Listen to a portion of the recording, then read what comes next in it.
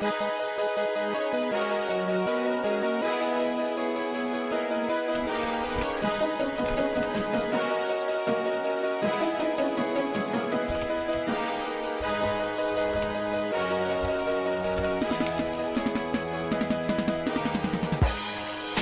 in, episode number 33 here, St0ner Gamer Sports Radio podcast. Joining us once again is my friend Kaz Cray. We will discuss the Celtics winning Game 6, forcing Game 7, and then losing it in just outstanding fashion. And we will review Game 1 between the Nuggets and the Heat in the NBA Finals. So we'll take a look at the coaching carousel, see who's going to win the Deandre Hopkins sweepstakes, and give you our picks heading into the remainder of this week. Kaz, how are we doing today on this Be Happy Friday? On Sunday, so I'm kind of depressed. I have to go back to work this weekend, but overall I'm good, honestly. But that's fair. That's a fair take. I would also kind of be in the same mood. Yesterday was my Tuesday, so we're kind of in like right in the middle of the week. Kind of in the middle. This is my hump day right now. So we are trying to get over the hump in my work week, and you're starting to begin your hump. So there you go. And that's the way it flows sometimes. Let's hop right into this and get this underway. So Game 6 between Heat and the Celtics came down to the wire. Jimmy Butler gets fouled, makes 3 free throws with 3 seconds to go. The ensuing play, Marcus Smart launches a 3 from the left wing. It rims just out of the basket, and Derek White happened to be right place, right time, tips it in with 0.1 seconds to go to force Game 7. What was kind of your takeaway from Game 6 at that point? I mean, I really thought the Heat had it on lock after he hit the free throws. Obviously, Marcus Smart shot he shot it from the corner. That's like one of his shots that he can hit for sure. I don't know if Marcus Smart's the one I want hitting that, like taking that shot that late in the game. Yeah. But like literally, I thought it was over. I didn't even realize that Derek White had gotten the putback until like they showed the replay. I'm like, oh man, he actually got it in. Like everybody, like I was at work at the time. Like everybody thought that the Heat had won the game, but then the putback happened, and everybody's just like, oh my god. Because a lot of the people that I like that come to my job, like not a lot of them, but it's like a few people that come in are Heat fans, so they were just like, okay, gotcha, blown about it. But I mean, I thought the Celtics were like in control, not in control per se, but they were winning the game for a good amount of the time. Then Miami had a big fourth quarter. Yep. And then at a certain point, I thought they had it on lock, and then what happened at the end happened. Yeah. Derek White getting that putback. But I mean, again, I just don't feel like Marcus Smart's the guy that I want taking that shot. Well, no, that's just my personal and that wasn't the play. That wasn't the play. They doubled Jason Tatum with Max Strus, so he wasn't open. And the 5-second count was getting down to the wire, and Marcus was the only guy open for good reason. Like he were like, oh, let Marcus shoot it. Like fuck. I mean, like if he makes it, like we deserve to lose. Like I mean, that was kind of their mentality. I felt like because he just flared out over there, and Derek White inbounds the ball to him, and I mean, to be honest, that shot was as close to going in without going in as you could possibly have, too. I mean, just off one side of the rim, off the other. I mean, if he misses that any other way, and Eric Spoelstra said this in the postgame, I mean, the game is over. I mean, it literally, he missed it just to the point where Derek White had the opportunity to tip it in. And I don't really blame Max Strus for not blocking out on Derek White. I mean, I don't think there's any really blame to really like shuffle around to the Heat, because like you said, the Celtics were up by 10 with 4 minutes to go. And Zach, one of the other guys that comes on here, we were talking about this via Twitter, and he texted me, he goes, oh, looks like the Celtics are gonna pull out Game 6. I mean, we were gonna have a Game 7, and this was when they were up 10 with 4 minutes to go. And I texted back and said, this is prime Jimmy time. I said Jimmy is about to go off. I was like, you just wait. I was like, this 10-point lead isn't gonna last. And the reason why is because the Celtics, when they get up, they just play dumb. They jack threes. They don't take good shots. And those long rebounds lead to transition baskets for the other team 9 times out of 10. And when you have players like Caleb Martin and Gabe Vincent who were playing well at that point, it didn't really help them at all. And of course, Jimmy, hits a big three and then gets an and one the play after that to cut the lead to 4. And then the next thing here's Jimmy to the free throw line for what I thought originally was going to be 2 free throws, but ended up being 3. I was like, oh, we're going into overtime. I was like, then I saw the feet behind the line. I was like, really? We're going to have a game end like this? Because I hate when games end on fouls or free throws or penalties, because for me it takes away from the player making the play. Now really it's on Al Horford. What are you doing? Closing out on Jimmy that quickly and fouling him. I kind of would have rather had Jimmy take that 3 probably if I'm the Celtics. If he hits it, good for him. But you still would have the same amount of time left and be in the same situation that they were. But at the same time, Jimmy had missed 1 of 2 free throws moments before, so I was like, well, maybe he's gonna clank one of these, but it's Jimmy Butler, right? He's gonna make him when it counts. It's one of those Shaq things. I want to make him when it counts, so it's just, it felt to me like kind of justice to have Derek White kind of tip that thing in, because I was like, I didn't want the game to end like that, Right. But overall, just like Jimmy Butler said, the basketball at its finest, the most entertaining game he's probably been a part of in his recent memory. I will say, it's hard to really blame Al Horford because it's kind of a damned if you do, damned if you don't play for him. Because, he fouls him. Jimmy Butler doesn't really miss free throws like that. So it's he's going to make all 3 regardless.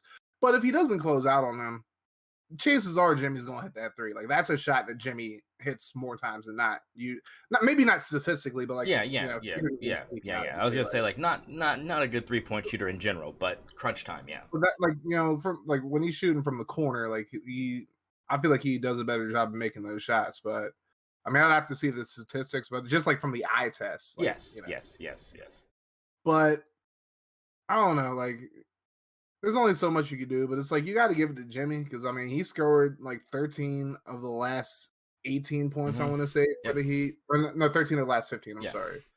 Gabe Vincent had a driving layup as well, but Jimmy put the team on his back. He was really trying to will them to that win, and they just we can blame one shot. I'm not one of those people that blames one play anything. No.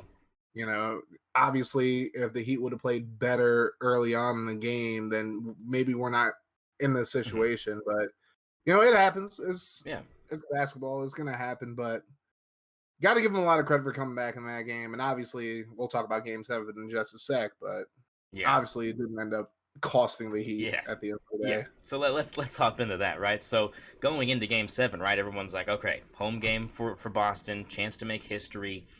The only team that's been in this situation that's had home court advantage in this situation. So, if anybody was going to do it, now's the time, right? That was kind of what you were hearing from people was, well, this is destiny. You look at the way that last game said, this is destiny. This is just supposed to happen because, you don't make a play like that at the end of Game 6 and then lay an egg in Game 7, right? There's no way that the Celtics are going to shoot 20% again from 3 for the 3rd straight game, and end up winning, some way, somehow. They're going to go back to their normal, 35, 38% from 3 and this thing's going to be over and we're going to be wondering what the heck happened to the Miami Heat, and whatever prediction that people had kind of got blown out the window because the Celtics missed their first 12 threes before Derek White finally hits one. And when that was happening, I was watching going, this thing is done. I was like, they're just cooked. It's just when they live and die by the 3, and they were dying hard in Game 7. It was bad. It was so bad. I think honestly what hurt them the most because was Jason Tatum being hurt, and he said that he got hurt in the first play of the game. It was literally the first play, twisting that ankle, and I don't think it was a twist. I think he sprained that bitch because you don't twist an ankle. You don't twist an ankle and then it hurts you for 4 straight quarters. You twist an ankle and after halftime you're probably good. He sprained that bitch. He sprained that bitch. There's no way you're grimacing and not being aggressive offensively on a twisted ankle. On a sprained ankle, you ain't doing shit. Yeah, and I feel like that really just I don't want to say killed the will of the Celtics, but it's they just were not the same team after that. Like you said, they missed their first 12 threes. I think they went over 10 in the first quarter. Yep. And offensively, they just never got going. Nobody could pick up the slack. Jaylen Brown didn't show up, and it's he's supposed to be getting a max contract, and it's it's hard to just look at one game and be oh, that guy doesn't deserve the money, but it's this is a game 7, history on the line, another trip to the finals on the line, and he went 8 of 23, 1 of 9 from 3-point range. I mean, somebody has to step up. Like, Yeah. if Jason Tatum is hurt, like, somebody else has to step up. And you'd think that person would be Jaylen Brown, but he just didn't do it. I mean, he led the team in points, cool, but it's like you have 19 points in a game 7. Like, claps for you. Yeah. I mean, it was depressing, right? Because it was like he's supposed to be Robin to Jason Tatum's Batman, so you figure, time for, and maybe he should have put that black mask back on and turned into Batman, visibly, because he didn't play like it. And it was the threes, right? I mean, 1 of 9 from 3, unacceptable. You have to be better than that. I mean, at one point I was like, just put Pritchard in. Just put Pritchard in and just have him start jacking threes. I mean, put my Oregon Duck in. I mean, let him just go wild from 3 because no one else is hitting. You might as well get some of these guys off your bench that can hit threes and try to get them some rotation in there. But now you didn't see that happening. And I think that's because the lack of defense on the other side of the ball would be glaring. But it's like, you have to get something going offensively. And I think Joe Mazzulla kind of missed his opportunity to kind of make one of those big coaching moves and kind of take a risk and say, all right, Peyton, get off the bench, go in there and shoot like 3 or 4 threes. If you make like 2 of them, I'll keep you in the game. If you don't make any, then, I mean, we tried, and, that's kind of that. But didn't even try that. It was just Jaylen Brown for 3, clank. Derek White for 3, clank. Al Horford for 3 again, air ball. Like, I mean, it's just, it just nothing was falling. When they started off that game and it was like 9 to 1 or something, and I was like, boy, I mean, Celtics look like they're, doing pretty good. Here come the Heat with their mid-range jumpers and Gabe Vincent. And here comes Caleb Martin again, putting up 20 plus, just looking like that dude, and I mean, he played at Nevada at a very high level, and he was a bucket getter. He was one of the top scorers in that conference in college. So, I mean, I expected him to be able to translate to the league decently, but I didn't see anything like this in his career happening. And of course, we'll talk about game 1 here between the Heat and the Nuggets and how it didn't really pan out for him last night. But I mean, as far as game 7 goes, I think he deserved that finals trophy instead of Jimmy Butler. Am I crazy? I don't think so, because I think he played better. I mean, he played better in that game, but I would say throughout the entire series, I think Jimmy was the more consistent player. And it's hard to like really justify giving it to Caleb Martin over Jimmy. Now, obviously, like, when the Warriors won their first finals, Iggy ended up winning the finals MVP over like Steph, Clay, Draymond, or any of them. But it's like at the same time, it's like Iggy had a ridiculous finals. But I think Caleb Martin definitely was a big factor in the game. And I think in general, the offense for the Heat was just, I mean, they came to play the Celtics straight up. I mean, they shot 50% from 3. And the Heat didn't shoot a lot of free throws. I think they only had like, they had like under 10 free throws from what I remember. So it's like, it's not like they were getting like a lot of like N1 opportunities or like, shooting fouls or anything like that. They were just on fire from 3, and they were making most of the shots that counted from like, the inside and whatnot as well. So, but again, I think Jason Tatum being hurt in this game really just hurt the Celtics a lot more than people probably admit, because Tatum is just such a, like, Jaylen Brown's a great player, but like Jason Tatum is the star of the team in my opinion. So, it sucks, but it's like you got to give the Celtics credit because coming back from 3-0 and forcing a game 7 is amazing in and of itself. But I agree with you. They like Joe Mazzulla should have tried something else at least. I mean, obviously, nobody was really. It's not even just Jaylen Brown, because Derek White wasn't hitting in his threes like that. Marcus Smart was missing threes. I mean, Tatum was hurt, obviously. Like, Al Horford shouldn't be expected to hit threes, really. He was jacking them, bro. He was jacking them. Like, Al Horford, like, he's developed into a 3-point shooter, but it's like, that's not, like, actually his game. Like, he shouldn't be the one that has to shoot threes. He was trying to be PJ Tucker 2.0. He's over here trying to be PJ Tucker in the corner, trying to jack threes. But it's like, I don't know what the Celtics can really do next year. I mean, well, we know they're not getting the new head coach. I mean, Brad Stevens has come out and given Joe Mazzulla his his vote of confidence. So I think we're gonna Yeah. see another year of Joe at the helm here. Um, so I mean, good for him, I guess. But like you said, I think this just comes down to just not making shots. And I think that, like you said, coming back from three down, they didn't fold, they didn't give up. Joe Mazzulla didn't, trot out the scrubbers and be like, all right, we're just gonna try to, go back to Boston and just try to regroup for next year. But I do think the Jason Tatum injury is kind of underplayed, right? People are talking about it, but I don't think Mhm. people understand like the magnitude of that injury because he was not lifting off on that foot. Anytime he drove to the basket, he was deferring to somebody else. Like, I mean, for me personally, I just think it was just that injury for him really was affecting his play. And when you have your best player go down literally within the first 10 seconds of a game, and he's not able to perform even close to 100% what he is, you're gonna lose ball games. And it was just unfortunate that we didn't get to see the Celtics fail at full strength, right? Like if Jason Tatum would have been healthy and this would have happened, I think he would have had more of a gripe with just the fact that like they just played like trash. But the fact that he right. was hurt, it's like you have to factor that in there, and that makes people wonder, well, what if he was healthy? What if this? What if that? And that sucks because it's like we'll never know. And that's and that's just kind of the way things shake out sometimes. But it's disappointing from a fan's perspective, especially a casual fan that is not a fan of either of these teams in particular, to sit down and watch and go, man, we really didn't get to see two full strength teams really go at it in a game 7. Yeah.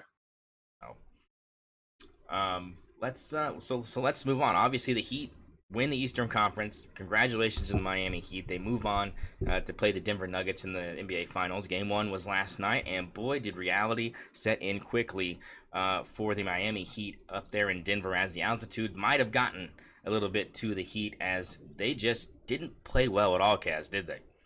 Nope. Yeah, they didn't shoot the ball well. I finished with as many points as Max Strus finished with, which was 0. And missed all 7 of his threes. Just looked like a shell of himself. Same with Caleb Martin. Like it just looked like they had spent their energy on this Boston series, which I don't blame them.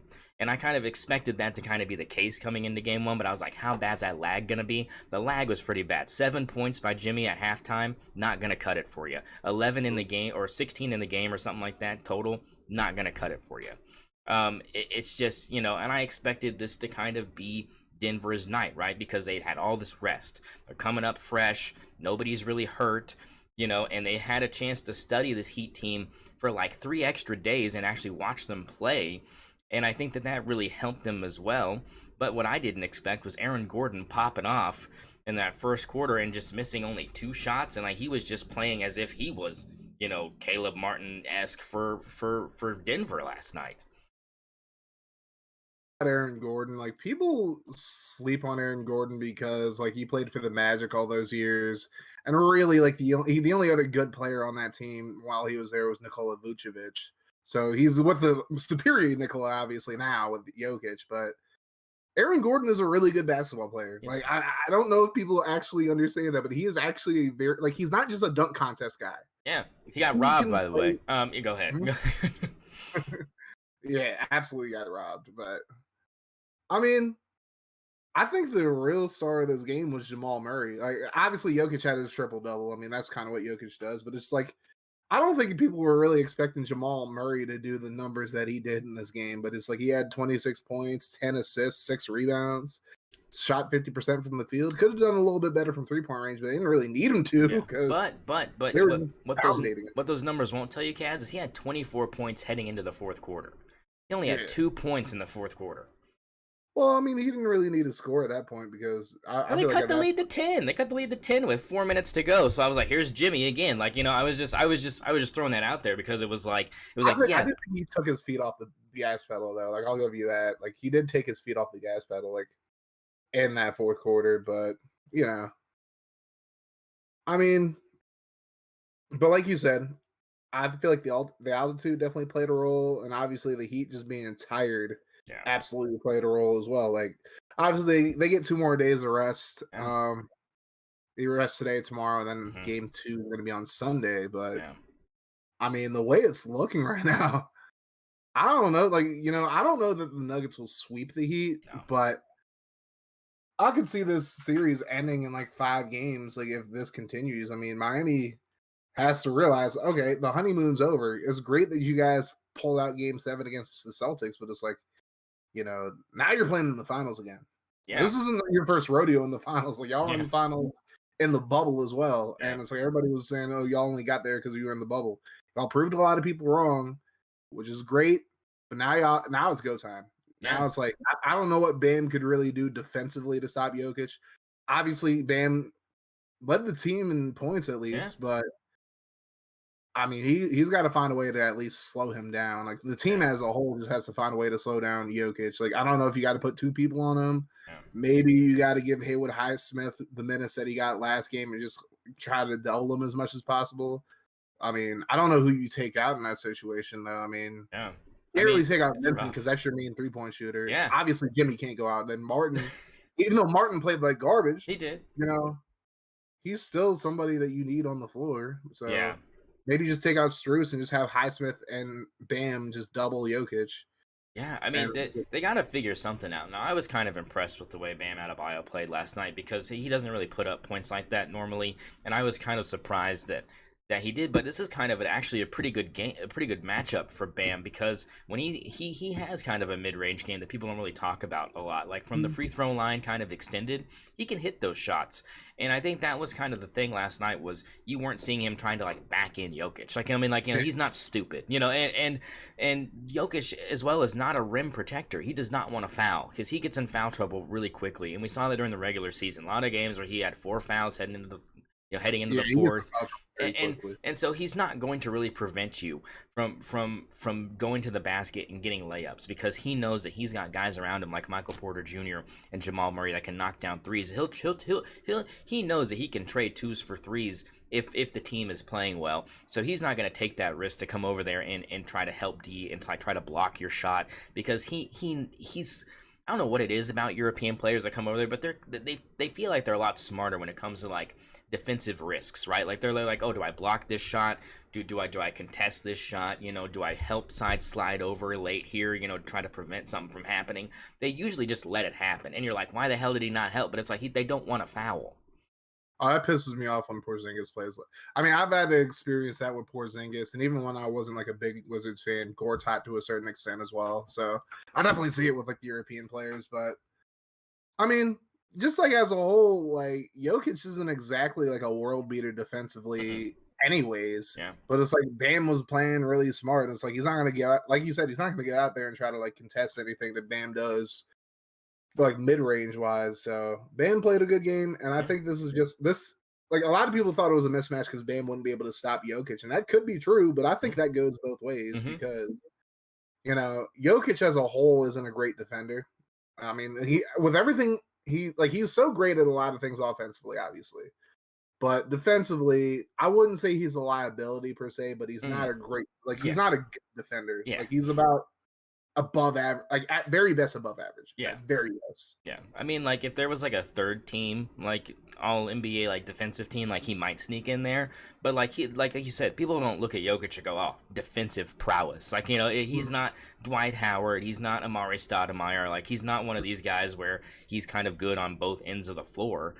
He really is kind of just this offensive juggernaut, right? Like it's like having Dirk Nowitzki kind of down there, but just Pillsbury Doughboy Dirk Nowitzki. I mean, it's just it's because Dirk was never a great defender. He was all offense, no defense, and that was just kind of what you expected from the German destroyer. I mean, it was just he was that cat, but it was just one of those things where I think that Jokic, especially when you look at him from the outside looking in, is kind of built the same way as far as his skill set, right? Like he was on the post game saying, "Oh, I kind of modeled my game after Shaq." I was like, "Did you really though?" I mean, like as growing up as a kid, like I offensively, I wouldn't even say offensive. Yeah, no, Shaq wasn't really like an assist guy. Like Shaq was just kind of like, if Kobe misses, I'm here.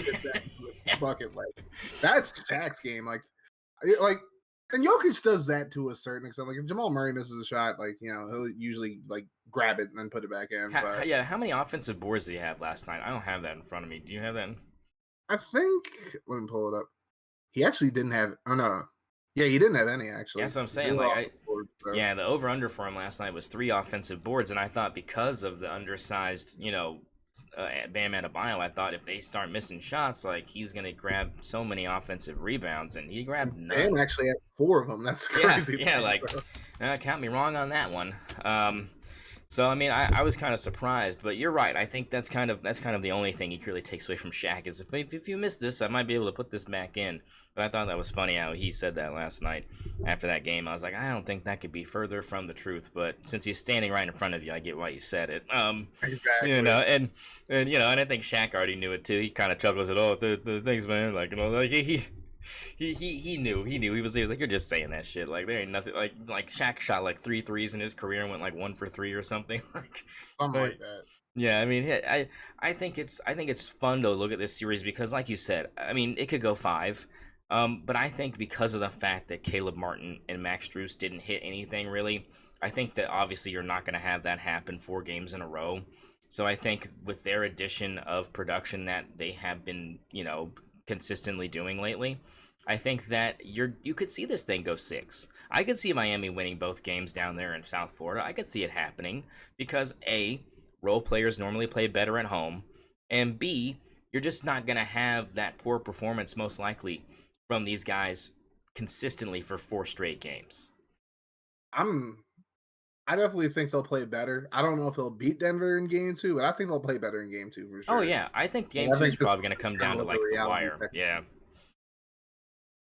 Because if they had produced last night, that 10-point lead is probably 5 late. You know what I'm saying? Like, if Caleb Martin and Max Strus are hitting shots, that 10-point lead that they chiseled it down to with like 4 minutes to go is probably like 4 or 6. You know what I'm saying? Like, at least. If not, like, that whole entire game is way closer. But when it got it to like 21, like you said, Denver took their leg off the gas a little bit. You could tell the defense wasn't, entirely letting guys blow by them. Like, they're just like, we're up by 20, whatever.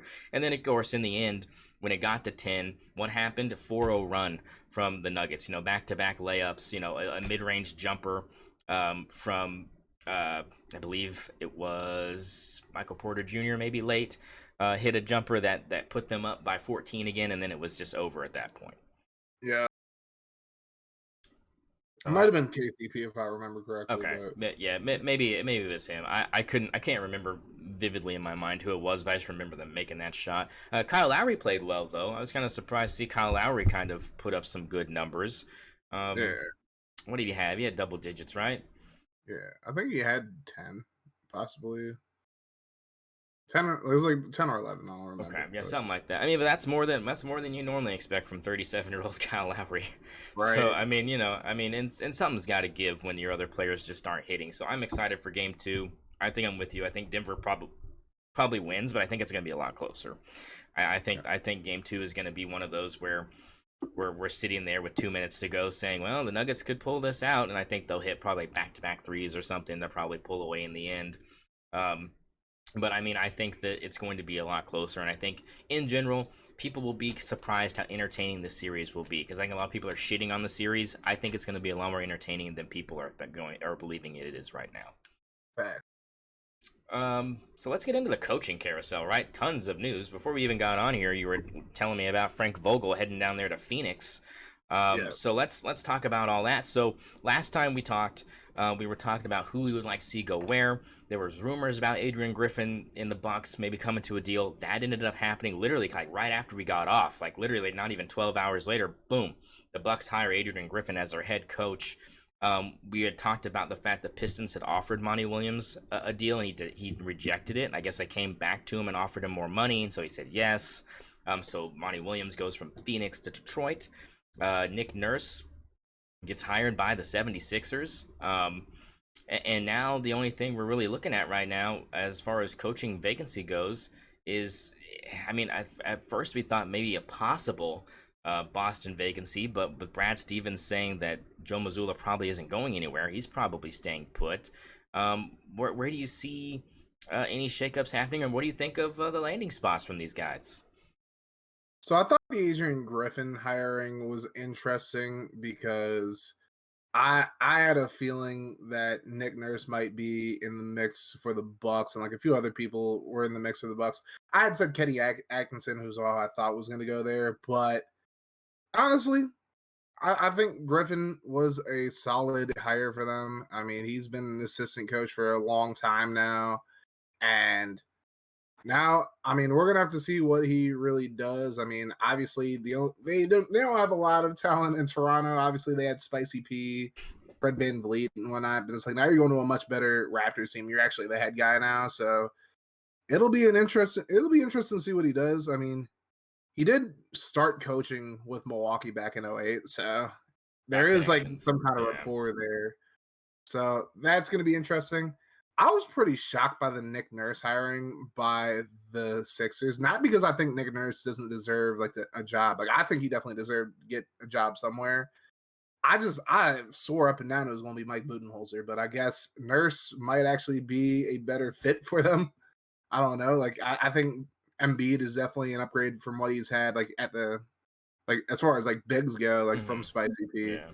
and he's just dealing with a better team now. So the question is, are they going to be able to keep James Harden in Philly? Are they going to be able to keep Embiid happy? Because Embiid was really not happy about Doc Rivers getting fired. So it'll be interesting to see. Like obviously, Nurse has won a championship. He's won Coach of the Year. That was with Kawhi Leonard. So I mean, we'll have to see what he can do with Joel Embiid. And then as far as Monty Williams goes, it's kind of like I want to say it's kind of a I don't want to say scary. Scary is the wrong word, but I feel like the Celtics job was probably the least sought after, just because not the Celtics. I'm sorry, the Pistons. What am I talking about? The Pistons job was like probably one of the least sought after, just because the Pistons have been rebuilding for pretty much as long as we can remember. I think they've made the playoffs like once in the last few years. Yeah. So them hiring Monty Williams is an interesting hire. Like I think he's a good coach personally. Like I think obviously like he had some rough years with the Pelicans while they were like rebuilding and whatnot. I mean, he went to the playoffs twice. That's about it. And then he was that in the playoffs with the Suns for the past 3 years, and you know they just had a big drop off this last year. But I don't know. I just wish the Suns would have given them a shot with KD actually being healthy for like a full, as long as he can be healthy for a full season. But, And then speaking of the Suns, obviously the big news that happened today, the day of the recording, is Frank Vogel going to the Suns. And I think that is the perfect spot for Frank Vogel to go. I think this is a match made in heaven, because the Suns, like the big complaint a lot of people had about the Suns is defensively, they just were a very inept team. You look at a lot of the teams that Frank Vogel has coached over the years, going back to like what he was doing with the Pacers back in the day, like back when they had like Danny Granger, Paul George, Lance Stevenson, all of them. The Pacers were a really defensive minded team. And unfortunately, when he was with the Magic were just a real mess of a team. But it's like they looked at least, I mean, I don't even know if I'd say they looked even better, because I mean, they just didn't have the right personnel for him. And then with the Lakers, the first year they looked really strong. Obviously, like LeBron was really turning it on, like just defensively as a whole, they were a much better team with him. They ended up winning the finals his first year. Obviously, everybody wants to put an asterisk because of the bubble, but it's like, no, the Lakers were that good of a team. Yeah, and the Heat were kind of just a mismatch, to be honest. I mean, mismatch. So But, I mean, I think you're right. I think that Frank Vogel does bring that. But my question about that is, do you think his defensive, effect that he has on most teams that he coaches, do you think that relies heavily on personnel? Because you bring up Lance Stevenson, you bring up Danny Granger, you bring up PG, guys that are decent on both sides of the ball, right? I mean, Lance is not really a scorer, but he's like a defensive first guy. And without the Suns having Jay Crowder on that team anymore, do they have the personnel to be able to do what Frank Vogel wants to do defensively down there in Phoenix? You think that's going to be a thing, or do you think it's going to be one of those things where you can't get through to him? KD's just not that guy. Booker's not really a defense first guy either. If Ayton leaves, do you have anything, that's really going to bring that defensive energy that he's supposed to bring into that, organization? Stands now, like I think one of the few players he's actually had in the past was like Bismack Biyombo, but he's not a guy who gets a whole lot of minutes from the Suns, from what I've seen at least. So overall, I don't know that they do now. Like, obviously, you have like this is like a pretty aged roster. Obviously, CP3 is not getting any younger. KD's not getting any younger either. And then obviously you have Booker and Aiden, who are like the young guys, but Aiden might be on his way out. So it's one of those situations where he's just gonna have to like find the guys who can play defense for him and bring him in and see what he can do. Because I mean, like I said, like he did have like the personnel with the Pacers during those years. I think it was just like an unfortunate situation that they had to deal with the big three, and that was kind of the wall they kept running into. Like they just couldn't get past the Heat back in the day, back when Yeah. LeBron, Bosh, and Wade were there. But it's like you look at like a lot of the players he had with the Magic. I mean, these aren't really like defensive minded players. I mean, that's like back when you had Nikola Vucevic, you had Elfrid Payton, who is mainly like a defensive player because he really offers nothing offensively. Yeah. But it's like other guys, like they had Evan Fournier. They had Mario Hezonja. They ended up getting Aaron Aflalo as well. I mean, these are not guys that you think of when you think of defensive players. These aren't names that that come up to you. Bismack Biyombo, yes, but it's like everybody else, not really. Not really. Like these aren't like defensive players. Did he have Aaron Gordon as well on his teams? I think Gordon was like young, like he was like in his first few years in the league when he first came, like when Vogel was first there. So I think it was like third or fourth year that he was there. But I mean, obviously, like he crapped out with the Magic. The Lakers just like tried to put together like a super roster last year. That failed, and he ended up getting fired. But I still think Frank Vogel's a good coach. I think his body of work with the Pacers and with the Lakers more so, less than like not really the Magic, but it's like with the Lakers and Pacers, he definitely did a lot of work for them defensively. So I think it'll serve the Suns well if they can at least buy into it. Yeah, and that's what I was saying. Do you think if the players don't buy in, then like he's screwed? But I think that they're gonna give him a shot. I think you have to look at these players as human beings, and they don't really, they're not gonna end up hating Frank Vogel the minute he walks in the door. I don't think that's reality. But I think that if they buy into what he's and obviously some of these players know his body of work. I mean, these players keep up with stuff. They know where he's been and what he's done and what he's accomplished. So there's going to be a level of respect there for sure. And I think that's obviously what you look for in a head coach as well, as someone who, if they are experienced, has some body of work that they can lean back on and go, well, I'm saying this because I've done this, and that helps, because some of these guys are egomaniacs. I mean, it happens. I mean, you know that's just the way it is in professional sports. Not everybody is even keeled as far as the mental goes, and that's just kind of, and they want to do their own thing, and these are grown men. These aren't kids like a college team, so they have the right to like not listen really to the head coach. And a lot of people think the NBA is one of those things where sometimes you don't even need a head coach to win games. I mean, it's a crazy statement, but it's like, at the same time, it's like, what are they there for sometimes is some sort of, the question that some, fans ask at certain points during the season. But I think you're right. I think Frank Vogel brings, a good, resume into Phoenix, and I think that could help them try to get over this hump of not being able to get past the Western Conference Finals. When you talked about Monty Williams, I think he took this job because A, the money was good, but B, because there is so much potential right now for the Detroit Pistons. You have Cade Cunningham. You've got these young guys that have been tanking, but at the same time, it's like I feel like this trust the process mentality that like the 76ers had for like so many years, and finally it started to kind of pay off. If James Harden would have been James Harden, it would have paid off more. But I mean, you know what I'm saying. Like, it's just one of those things where I think he's buying into what the plan is for the future in Detroit. And I think they're going to, and because they gave him that deal, I think they're going to give him a couple years to kind of get this year's draft picks and next year's draft picks a chance to kind of develop. And as long as they can keep Cade Cunningham in Detroit, which they should be able to, I think that team will become one of those play-in teams, kind of where the Heat were this year. I don't think they're going to get where the Heat are this year, but I think they could be one of those teams that consistently finds themselves in the Eastern Conference play-in tournament. Yeah. And I mean, you got to think that the Pistons are looking long term because I mean, first and foremost, Dwayne Casey got into the playoffs the first year he was there, then they ended up getting swept, and it's like past 4 years, they've only been over 20 wins once, so it's like, and they didn't even fire him; they just moved him to the front office. He just stepped down, went to the front office. So obviously they have a plan in place, and obviously they think Monty Williams is a guy that they can get him there. And from what he did with the Pelicans and then what he did with the Suns, like it's possible for him to do so. We'll just have to see how that transpires. But I thought it was a good hiring. I like Monty Williams a lot. So is the Raptors job open now? Right? Is that the last opening we have right now? Yeah, the Raptors job is still open. So I mean, All right, Doc they're in Rivers, now's play your for. chance. Hmm? Say, all right, Doc Rivers, now's your chance.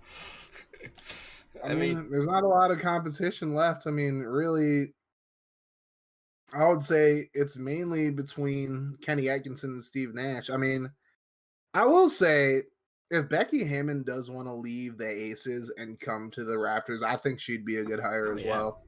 So, I mean, I think her basketball knowledge is just like top tier. And she was under Popovich for so long. Yeah, That's like, somebody that's that enough you would for want me. to Yeah, that's enough for so me. really, I think it's one of those cases where it's like, if Becky Hammond wants the job, give her the job. Yeah, like 100%. But if she wants to stay with the Aces, that's also valid, and she got to do what she got to do. But the only I thing that I just feel like that'd be like the best hire they could have.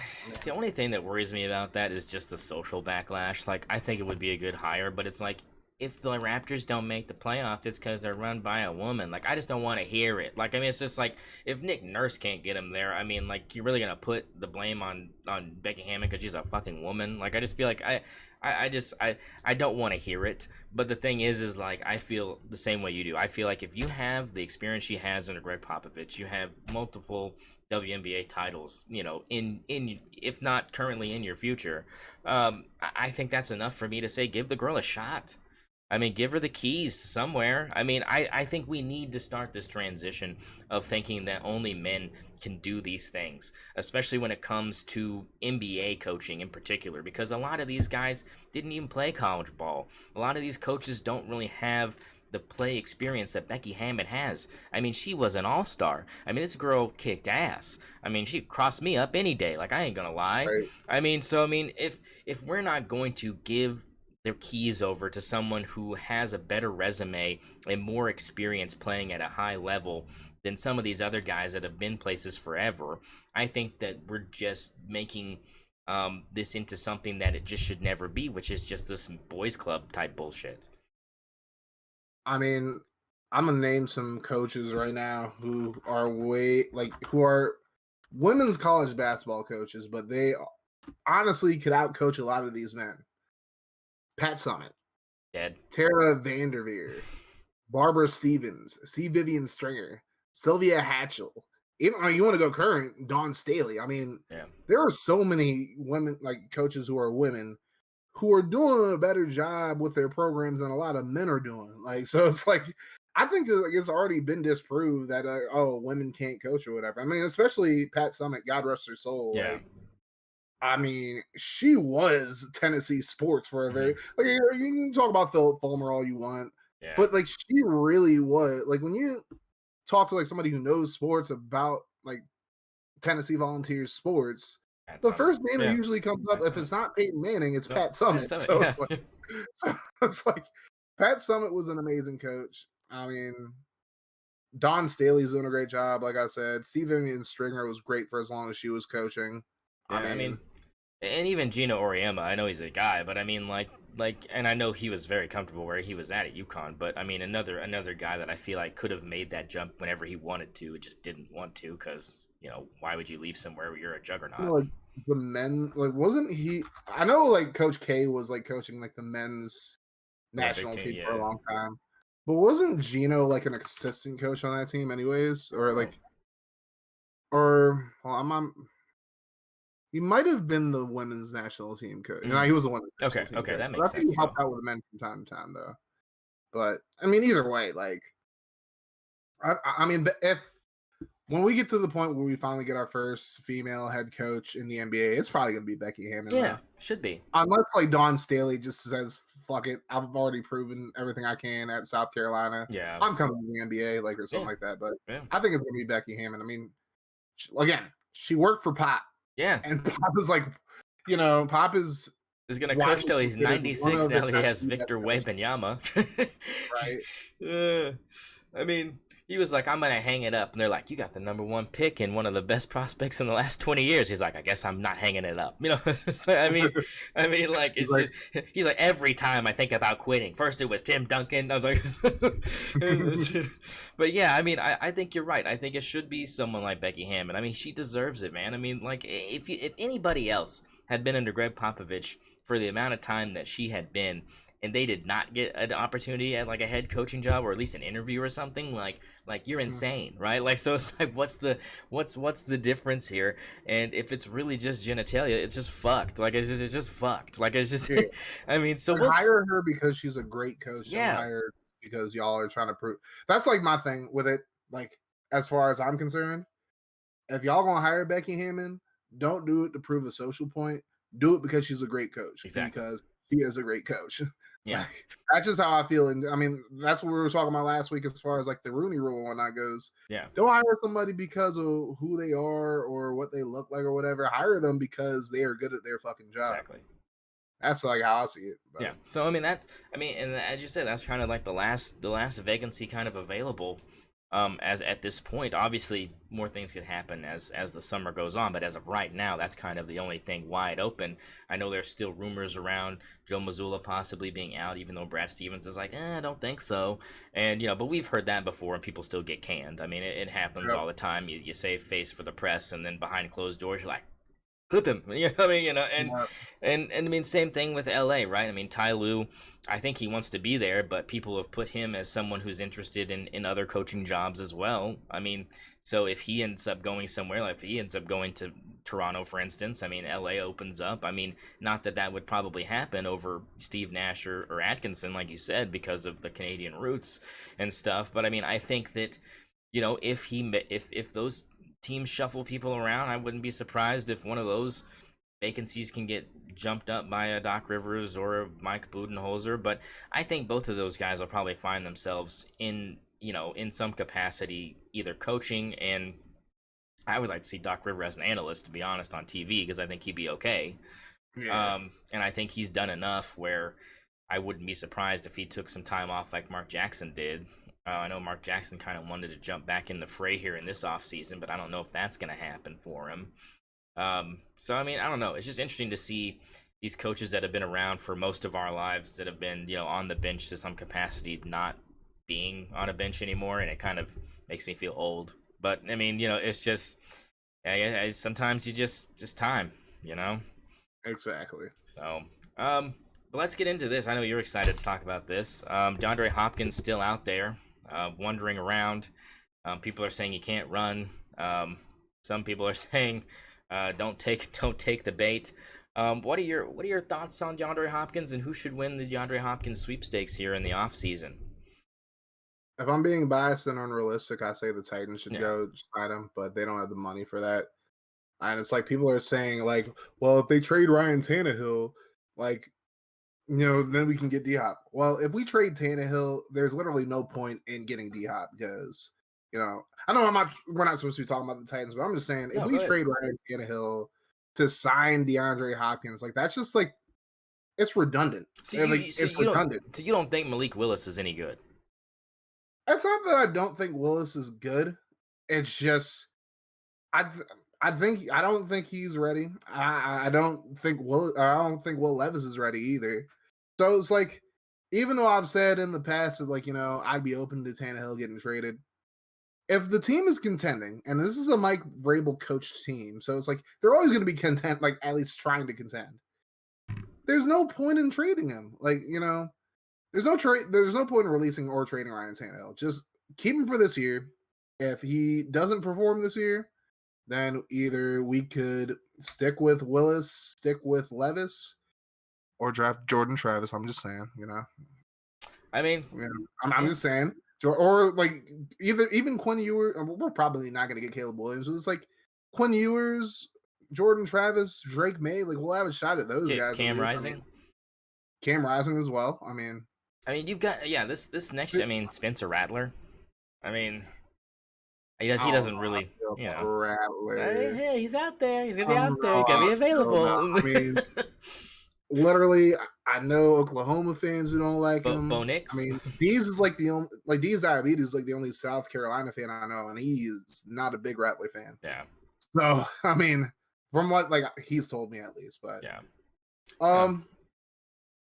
I don't know. Like I would say most likely I could see Buffalo getting him because they need a dependable number two. Gabriel Davis is just way too inconsistent for them to like really have him be the number two over there. I can see Dallas making a play for him as well because I mean they're kind of lacking at receiver. I mean, obviously they still have CD Yeah, Lamb, but but it's like, you know, didn't they? I'm trying to remember if they lost somebody.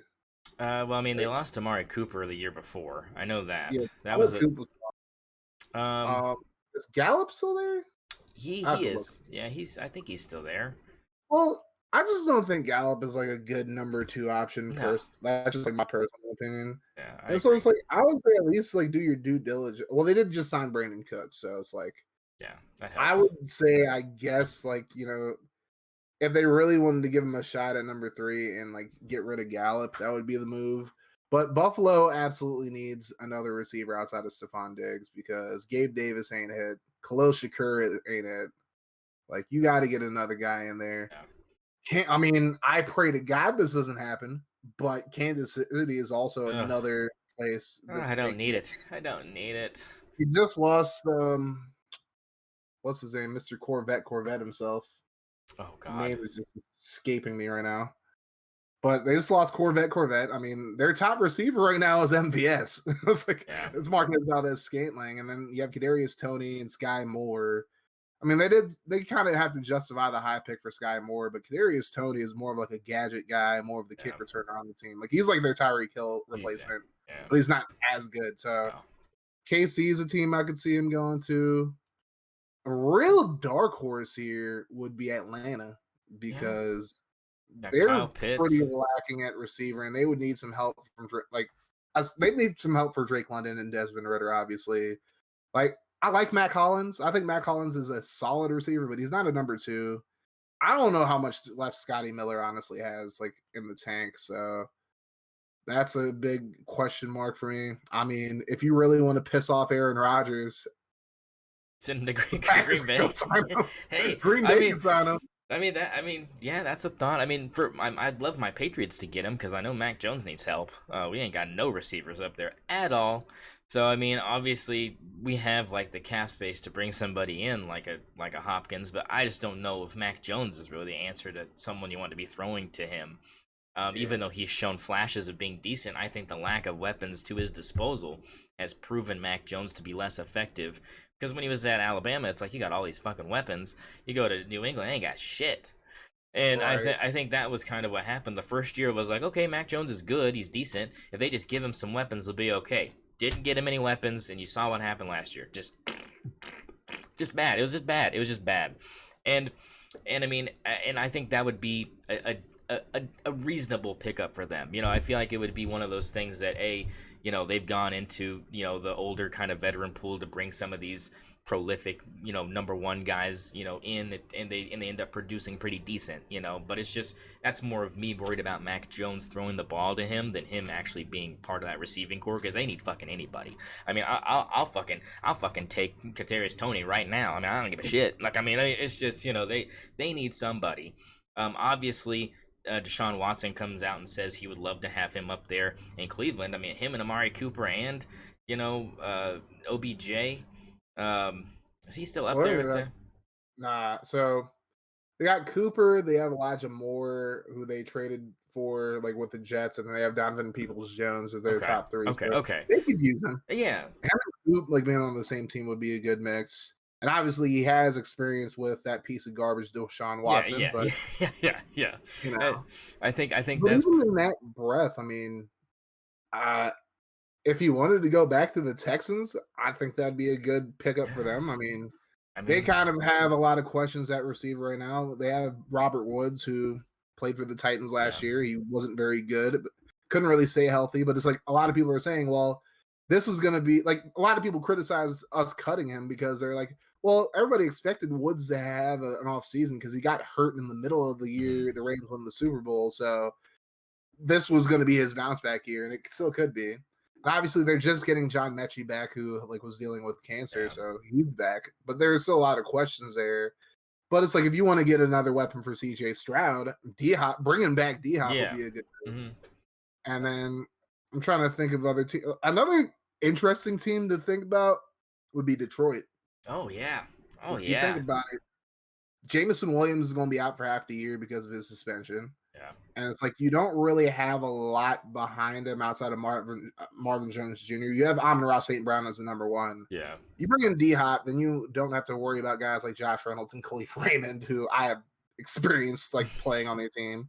Raymond has flashes, but he's not like, a guy you can start on a regular basis. But I would love for Tennessee to get him if they could find a way to. I think that makes sense for you guys to try to go out in there and pick him up. What do you think about a team like San Fran or Las Vegas? I mean, I don't know. I feel like he'd be a good fit for the Raiders because, Jacoby Myers is a good receiver. Like he's good, but he's not great. And you can attest to that because he's a former Patriot. Yeah. It's like I think that'd definitely be one of the worst lateral passes I've seen in my life, but we're not going to relive that terror. God damn it! It's like I think that'd be a perfect fit for the Raiders. As long like the problem with it is the questions around Jimmy G. Obviously, he just failed the physical, and if he can't pass the physical by the beginning of the season, they're probably going to cut him. That means Brian Hoyer is going to be the starting quarterback for the Raiders. Ooh. So V-Dub is shitting himself right now. I mean, it's like that'd be a good receiving core at least. I mean, Devontae Adams, Hunter Renfrow, and you have D-Hop, and then you have Austin Hooper and Michael Mayer at tight end too. Like it sounds really good. That offense sounds great, but it's like when you have Brian Hoyer at quarterback. Yeah, that's a big yikes. Yeah. Now, I brought up the Texans. Another team I really would hope that he wouldn't go to that would be a good pickup. Maybe the Colts. But they are pretty deep at receiver right now. Like they have a lot of young guys right now. Obviously, Michael Pittman Jr., Alec Pierce, and then they just drafted Josh Downs. And then one of their backups, Ashton Doolin, is somebody that I've been a fan of because he definitely has put up numbers. But another team that could be in the mix, the Saints. Oh yeah. I mean, Derek you Carr have down there. Olave, you have Slant Boy, and it's like Rashid Shaheed is good, but it's like who would you rather actually have, Rashid Shaheed or Deion? I mean, it's tough. You can still play Shaheed, but it's like Yeah, it's the running thing for me, right? Like if he really doesn't have the speed to blow by a DB, like that kind of concerns me a little bit. Now Denver would be also interesting to see him go up there with Russell Wilson. I think that would be kind of interesting to see him go over there. I would say yes if they actually decide to trade Jerry Jeudy. Like if they don't trade Jeudy, like I kind of think it's another thing that's redundant. But I don't know. Like it could happen. You brought up the Niners. They could use a third guy there. Like Jawan Jennings is good, but it's like again, it's one of those things where it's just like D-Hop's an upgrade over him. Like obviously you got Debo and Ayuk, so D-Hop would be like those two. D-Hop could be a decoy for either one. That's what I'm saying. Like he's at least going to alleviate people that are getting double teamed constantly on whatever team he's in, to where they're going to have to decide where they want the defense to focus on, and that is almost as valuable as having him actually be productive. And so I can see that for sure. And I mean, if he just wanted like a paycheck, the Bears would be a good option too. Like if he just wanted a paycheck, he doesn't care about winning. The Bears are a disaster. Let's be real. Like DJ Moore, I think is going to be great. Darnell Mooney is good, but it's like Chase Claypool ain't all that. Like if we're being honest. But I mean, we're talking about teams that contend though. Exactly. Yeah. I think the last one I'm really going to bring up is the Giants. Okay. They really they have a bunch of really super mid receivers. Like, I mean, when Sterling Shepard is your best receiver, that just kind of tells you how mid your receiving core is. Although Paris Campbell's definitely got a chance to do better than what he did with the Colts, but he was still good with the Colts though. But like Sterling Shepard's like coming off an injury, so we'll have to see how that goes. And they do have Wan'Dale Robinson and Jalen Hyatt coming back Yeah. as well. So. And you don't think that like the Ravens or the Bengals are in the mix at all, right? I don't think the Bengals are. I mean, I think they're pretty much set with what they have at receiver with like Chase, Higgins, and Boyd. It's like, bringing in a Yeah. fourth. I mean, Trenton Irwin's kind of like their fourth guy Yeah. there. And But as I said, like could that relieve them double teaming one of your guys that you actually know is like going to be able to blow by a dude? That's what I'm saying. Like I'm just throwing them out there because they're contenders, right? I'm not throwing them out there because I feel like it's liable, but like they're contenders, right? So I mean, if he wants to go win, which is kind of the only thing he's lacking in his career, is being on a team that's like in big games and has been in situations where he wants to be the guy. I feel like he hasn't been that dude since college. So I mean, it's like one of those things where it's like, because Arizona didn't do him any favors, and I mean, if you're talking about contenders, that's why I threw him out there. I don't think the Ravens would go for him after what they spent on OBJ. Yeah. Like honestly, like I know like his contract is pretty like bonus laden, but they're paying him a good amount of money too. And it's like you already have like Rashad Bateman, Zay Flowers, and Devin Duvernay. You just drafted Zay Flowers and Devin Duvernay, and then your boy Nelson Aguilar as well is over there. So yeah, they already have like a lot. They have a lot of caps. So I think that's like one of those situations that like the cap wouldn't allow them to do. And I think the Bengals are in the same boat because obviously they didn't have the cap room to bring back Jesse Bates. So it's like they're kind of in dire straits.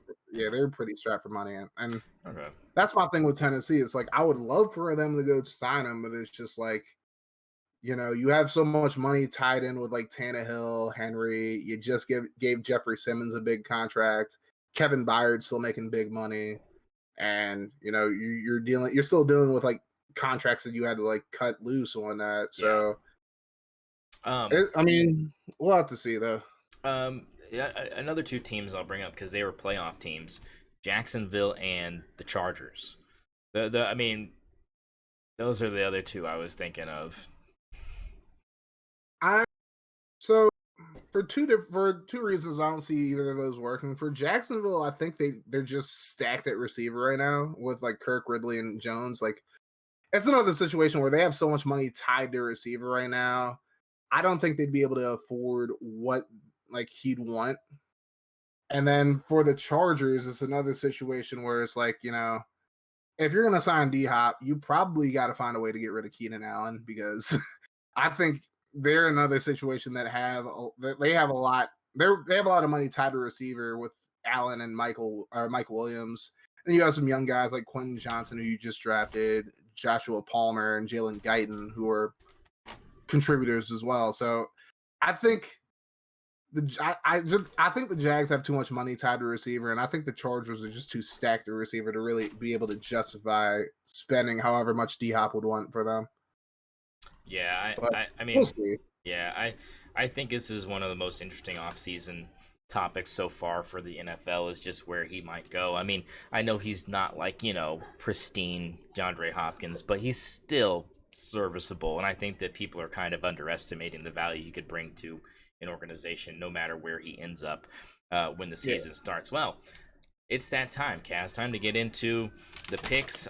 So last week, I'll be honest, I didn't do well at all. I missed on all of mine. I had one of the worst weeks I have had since we've started this thing. I went 0 for 3 in my locks because all of my picks ended up failing. My Braves couldn't beat the Phillies. My Dodgers couldn't beat the Rays by more than a run. They won, but they only won by 1 run. But you know what? You can hang your hat on the fact that you go 1-3.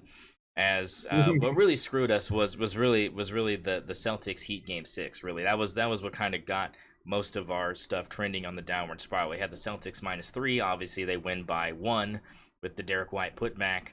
The over did not hit at 211. I think it was at like 209 or something like that. It was close. But I don't think the over hit on that one either. You got your Mariners got the dub. So that was your win. The Orioles win against the Rangers, but they only won by 1 run. So that was kind of the other one that kind of fell through for us. So let's take a look at Game 2 here. June 4th is when Game 2 is. Right now, the Nuggets are an 8.5-point favorite. To be honest, I'm going to start us off. I'm going to say I like the Heat to cover.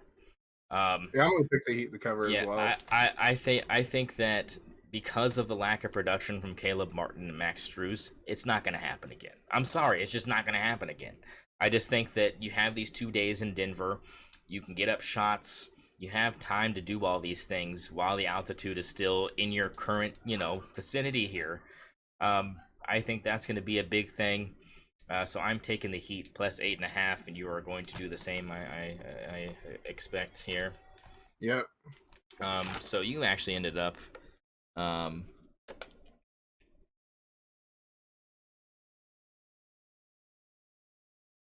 think you put 15 on the Mariners. So you have you have 115 to play with because we add $100 every time. I've just got a lowly 100 because I lost all my money. So we are pulling out a crisp Benjamin here. How much you want to put on this coverage for the Heat plus 8.5? Put 30 on them. I think I'm with you on that. I'm gonna put 30 on mine as well. I think that line is big. Now the Heat could lose by like 5, but that's still good for us. So, but I think this game is going to be close. So the over under is 214.5. I mean, the under hit a lot during that Heat Celtics series. It'll really depend on how many points Denver puts up. What are your thoughts on 214 combined points here? 214.5, I should say. So it has to be 215 or less.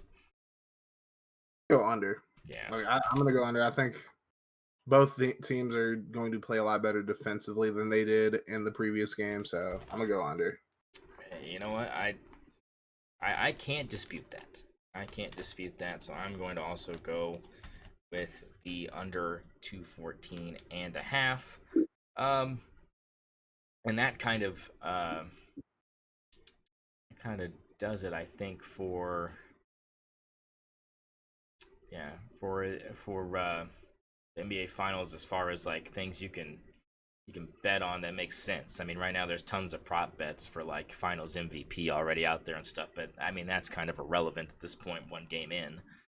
So we're not going to really put that in the mix here just yet. There are some interesting other prop bets here. Aaron Gordon to score 20-plus points in a finals game. Caleb Martin to record 10-plus rebounds. Nikola Jokic to score 40-plus. I mean, and I think that probably is something that might happen, is Nikola Jokic dropping 40-plus. That could happen. Nikola Jokic, 20-plus rebounds. Duncan Robinson to make 5 3-point field goals in 1 game. I think I'm going to pass on that one. Yeah. But there's some interesting stuff if anybody wants to take a look at those. But as far as us are concerned, we're going to keep it right here at the spread and the total. As we move on to my favorite portion and the sport that I am most locked in on all week long, it's the MLB. You know I'm just a baseball junkie, and yes, I am lying. Let's go ahead and look at what we've got for tomorrow. We'll skip today's games, so we'll go with tomorrow's games for Saturday. You got your Mariners playing the Rangers again. You got Marco Gonzalez on the mound for the Mariners and Andrew Heaney for the Rangers. Rangers are favored by 1.5 there. If you want to take a gander at that, I know you are an M's guy. My Dodgers are a 1.5 underdog against Garrett Cole and the Yankees. Any other games tickle your fancy here, sir? So I'll actually I'm gonna go completely off the baseball side, and I'd like to put in a bet for some hockey because the NHL finals start on Saturday. Okay, so the Vegas Golden Knights trying to redeem themselves after losing the finals a few years ago to my hometown Caps, and they're taking on the Florida Panthers, who, like the Heat, are an 8th seed from Florida. And I'm kind of hurt by this because my Sabres missed out on the 8th seed by a point behind the Florida. So, Ooh, yeah, that but sucked too. hey, I don't think the Sabres would have made it to the final. So Yeah, good on the Panthers. fair enough. And Yeah, do you right have the now, line for the yeah, game? the line is the Vegas Golden Knights minus a goal and a half. So, got to win by 2 goals or more due to the Vegas Knights. I'm going to go with the Panthers. I mean, and for a very similar reason, because the Golden Knights are in a similar situation as the Heat right now, but it's kind of in reverse because the Panthers are coming off of a 4-game sweep of the Hurricanes, whereas the Golden Knights had a 3-0 lead over the Stars, and they ended up losing 2 games to Dallas and then winning Game 6. So I'm going to go with the Panthers. They're a lot more rested, and then Sergei Bobrovsky is doing his thing right now. So I'm going to go with the Panthers. I'm going to take the Panthers. Okay, Panthers plus a goal and a half. I'm going to take the other side of that because of the way the Knights' offense has been. The last couple games have been pretty good, but like you said, Stars gave them some troubles, but the Stars have a really good team. So I wasn't really surprised to see the Knights kind of put their feet off the gas a little bit and sputter a little bit. It's kind of on brand. Someone that follows them in the background. I know Tight Spot's really into his hometown Vegas Knights. So Tight Spot, I'm sorry. Yeah, but I'm ain't not like. First of all, Tight Spot, you know I love me some Jack Eichel, so it's not like I'm rooting against y'all. I just think the Panthers are red hot. The Panthers have lost 1 game in their last, I want to say 11 or last 12. They're 11-1 in their last 12 games right now. Yeah, they were down 3-1 in the first round to the Bruins, and then they won their last 3 games. I loved watching that. And the fact that it came down to like they've had like 2 series that have come down to like them scoring goals within the last 5 seconds of the game, and it's just been crazy. I mean, I just commend the job that the Florida Panthers have done in this postseason, and it's one of the reasons why I don't watch hockey all year until really kind of this point in the season, right? I mean, there's just a different vibe about hockey when it comes to playoff style hockey, and you have great storylines like this almost year in and year out, and Florida Panthers are taking it by storm. I just think this is the line. And I think Vegas gets it done here in game number 1. The over under though for goals total is 5.5. That tickle you at all? To go under just because again Bobrovsky's done such a great job of protecting the net. Obviously game 4 he gave up like 3 goals, but for the most part he was able to neutralize the Hurricanes, and he didn't allow more than 2 goals throughout the whole series against the Maple Leafs. And then obviously he struggled with the Bruins, but the Bruins are, I'm pretty sure the Bruins were the 1 seed, so it's they like were. Yeah. I don't think that's anything to like be too ashamed of. But it's like he was able to shut down the Hurricanes for the most part. He was able to shut down the Maple Leafs for the most part. But and again, I know Vegas is a better offensive team. Like I know firsthand how good of a player Jack Eichel is. So it's not like I'm like sleeping on the Golden Knights. Yeah. But if the Panthers win 3-2, you're looking good. Yeah. You're looking great. So I mean, I do think that Matthew Tkachuk will do his thing offensively for the Panthers, but I mean, again, I think Bobrovsky is going to hold it down in the net, and I still think the Golden Knights will end up winning the series, but I think the Panthers will take this first game though. Okay, I like it. So how much do you want to put on the under for the NBA game? You got 85 to play with. I'll put here. Another 30 on that one. Okay, so that'll leave you with 25. Wait, I right about that. So you see, no, 55. No, yeah. Wait, I'm terrible at math. I'll put 30 on the spread, and I put 30 on the line. So that's 60 out of the 115. That gives you 40. 55. Yeah, 55. So what do you want to put on the Panthers to cover? I'm gonna put 20. 20. Okay, and so you're gonna put 35 on the under. Yeah. Okay, that makes sense. I like that.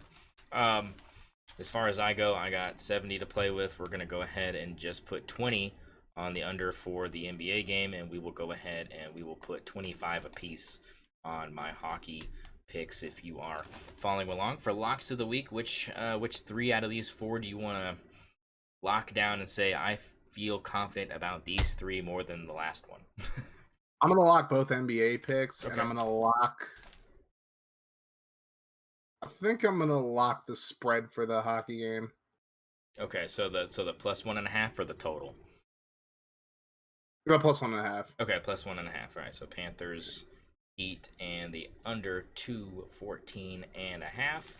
I am gonna go with the under as well for the Heat game. And I am gonna go with the under for the hockey game too, because I think it's just gonna be an underfest. And then for my last one, I am going to take the Heat plus the 8.5 as well. I think this game comes down to the nitty gritty. Kaz, thank you for joining me this afternoon. Appreciate your time, my friend. Any last words before we get out of here? Well, I just realized that Bartolo Colon, at the age of 50, just officially retired from the MLB. I thought he was retired for years, but hey, that just shows how much I pay attention to baseball, I guess. Hey, same. Had no idea. He just officially retired, so great career for Bartolo. Congratulations for Bartolo. One of the big boys that got it done for many years, and I appreciate a big man doing the work of other athletes in the same sport that normally look more fit than they do. I appreciate that as someone who is getting towards that large and in charge portion of their life. Um, so yeah, that's big stuff. Bartolo Colon claps for Bartolo Colon. Yes, great at age 50. Wow. Tom Brady can't say that. No, he can't. Right. Yeah. Eat your heart out, Tom Brady. Eat your heart out. Out, Brady. Yeah. So for Kaz and we will see you when we see you, and keep a stick on the ice, and have a wonderful rest of your weekend. And no matter what happens, make sure you keep that mofo rolling. That's right.